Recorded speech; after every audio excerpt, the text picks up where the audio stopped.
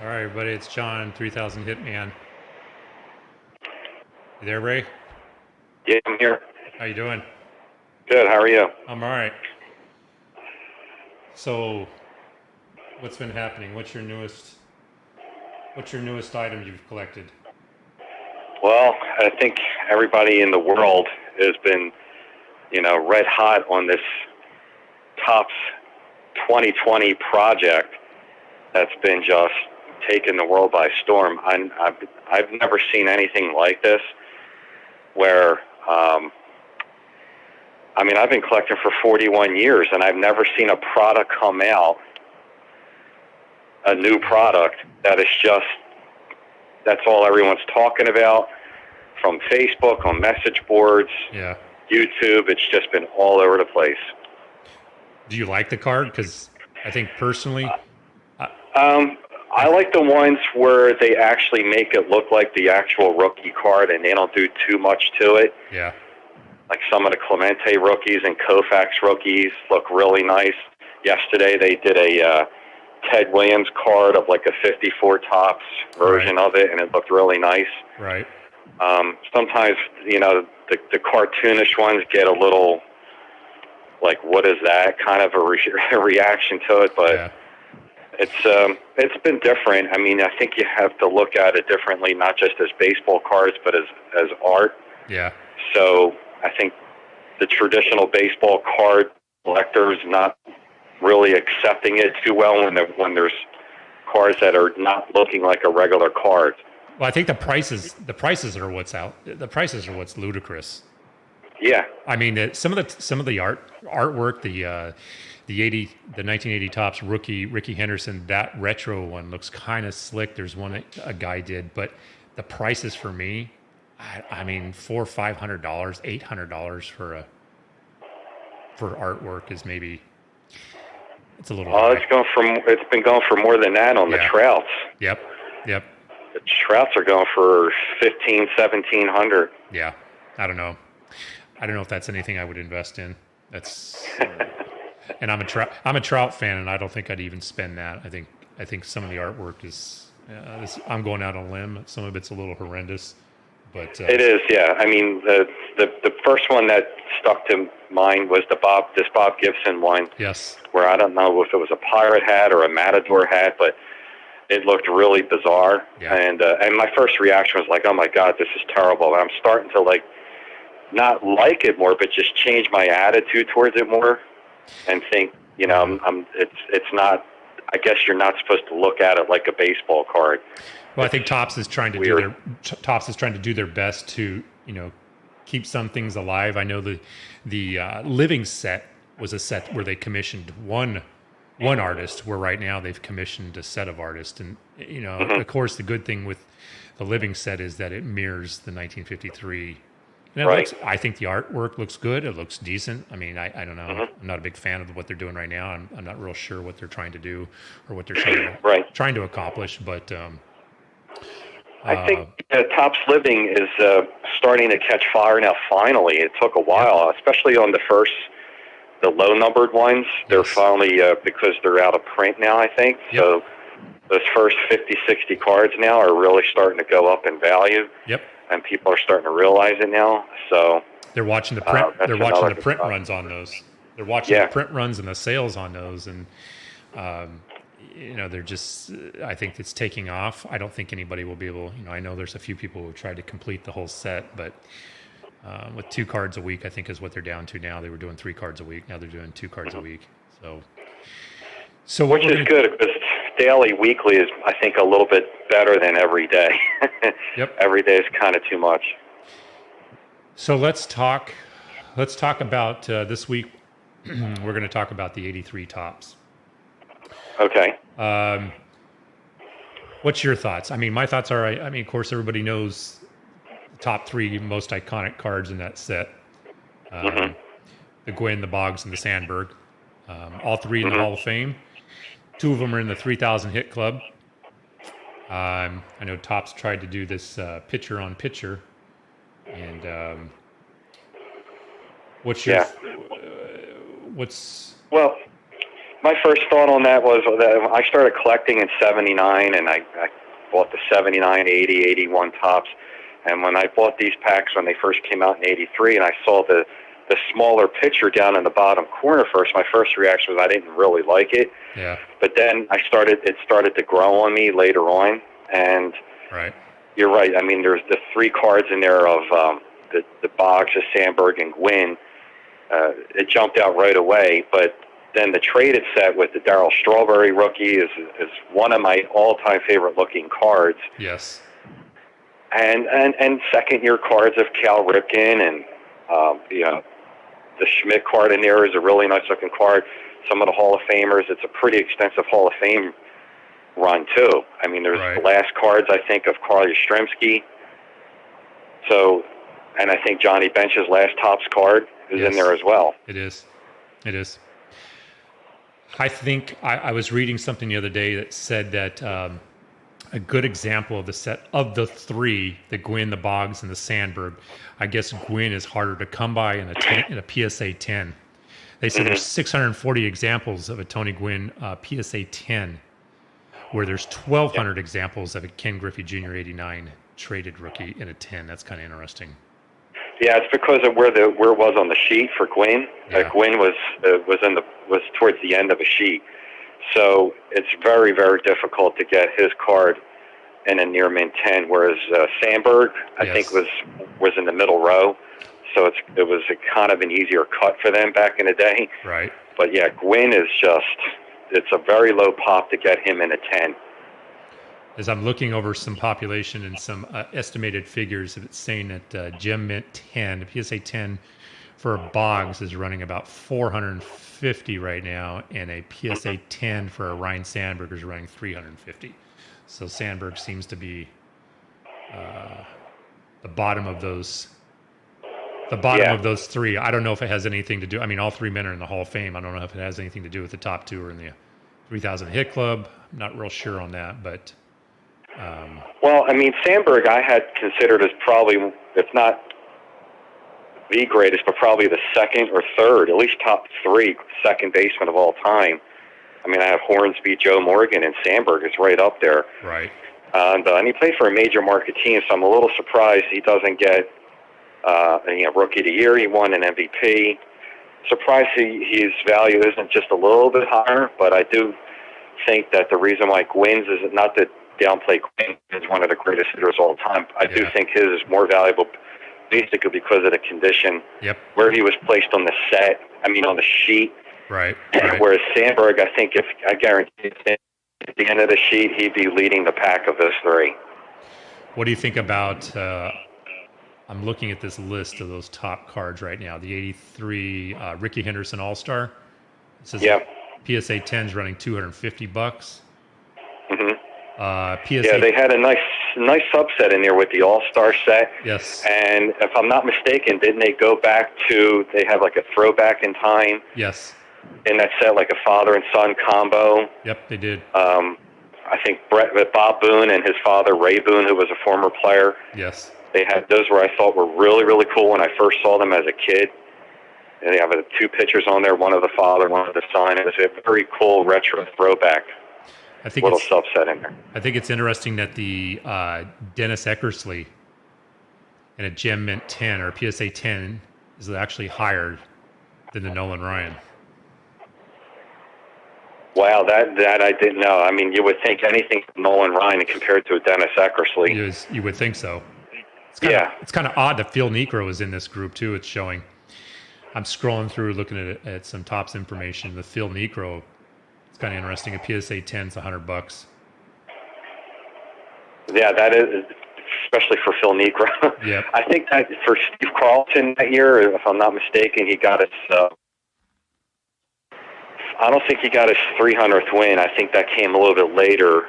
But I think this might have been the year he got his 3,000th strikeout, if I'm not mistaken. If it was 82, it was 83. But yeah, the Carlton card in there, he's coming towards the end of his career, is starting to creep up a little bit in the Gem Mint 10. And, of course, Mike Schmidt. Yes. And the Gem Mint 10 is a nice-looking card. Reggie Jackson, a nice-looking card when he's now. So, I know there's some really cool cards in there. the Rod Carew 83 is, for some reason, it's starting to go up a value a little bit. I don't know if it has anything to do with, I mean, I don't know. Carew's not in the best of health. Mm-hmm. The other thing I see in this set is the Super Veterans card. And the one you're talking about is the 6783 / Johnny Bench. That's running about a PSA 10, and that's $90 for that. And how many cards? I think there's like 14 maybe in that little subset. In the subset, there is, yeah. Yeah, Super Veterans. Johnny Bench, and there was a few other players that are off the top of my head that really was cool in the backs of them, and it just shows the rookie. It's just a really nice subset. Johnny Bench was just a great looking one. I do remember the father and son one with Bob Boone and Ray Boone, which was really cool too. So right. I think that's what the year they really started to come out with these different little subsets in there, which were you didn't really see too much of that before. Right. You did in a couple years in the 70s, but not so much in 1980 or 81, except for in 82 when they did a traded set. But 83 was the first where they experimented. I mean, it was like a groundbreaking year as far as that decade goes for Topps, and especially competing with Fleer and Donruss, which they came out 2 years before. Yes. Topps had to try and, they couldn't do the traditional baseball cards from before 83. I mean, you look at 82, it's a very basic set. They call it the hockey stick card set. Yeah. But 83 is when they try and change, and they added the superimposed smaller headshot down the bottom. Pitcher and pitcher. And different. Yeah, pitcher and pitcher, which was never done like that before. They knew that the future was coming, and they started to change a little bit in 83, and definitely more advanced. And the action shots were way better compared to 82 was a lot of portrait shots, and when you get into 83, there's a lot of at the plate swinging shots, which are fantastic. There's 792 cards in this set. That's a huge set. It is a big set, and I didn't realize too that I think that was some other players' rookie years. Willie McGee and Frank Viola was rookie years for them too. Yeah. It was saying that the Gwynn graded cards account for more graded cards than Boggs and Sandberg put together. That's interesting. Huh. Yeah. Willie McGee, I'm doing this MVP set for a PSA set registry, and you have to basically, you can get the rookie card or the card of the year they won the MVP.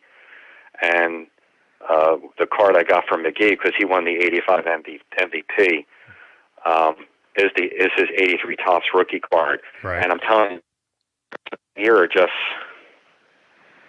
really, really nice looking cards. Right. With Boggs, Sandberg, Gwynn, McGee, Frank Viola, it just look great. Mm-hmm. Mm-hmm. I think putting the set together, I know I've put the set together before, and it's a great looking set. I got two of them. I just completed the second one. The second set, I've kept the key cards out of it and graded those, and kept those. I didn't drop them into the sleeves. Right. Right. And they also started to continue the tradition. Yeah. But then they started individual team batting leaders and pitching leaders, not just like league leaders as they did before. They started doing more of the teams, like Brewers league leaders and Phillies league team leaders and so forth. Right. But they hadn't done before. So if you had to pick a set from the 80s, which set would you pick as your favorite? What's that? If you had to take a set from the 80s, complete set. Oh, definitely. That was, if you, like I said before, the ones before that were very just kind of traditional, basic sets. And this was the first set for Topps. And I know it's because they had to compete with Donruss and Fleer. Yeah. This was the first set that they took a huge step forward. Was that year. Or the photography was a little bit different too. I also read the photography. They had to escalate and keep up, do a few more things with their photography. But I don't, even the 80 set. I mean, beyond the Henderson, I don't know of another card in that set that 83. I think had plenty of people with with the 3 future Hall of Famers on the 80 set is only there because of the iconic Henderson card. And I don't even know if there's any other sets during the 80s that were that Junk Wax era that was even better looking, I should say. No, that one to me takes the cake as far as the just a really good action shot. I mean, there's some other cards in there. Pete Rose's card, yes, is a really nice one. Cal Ripken's second year, as we mentioned before. The All-Star cards, there's a lot of All-Star cards in that set. So, yeah, I mean,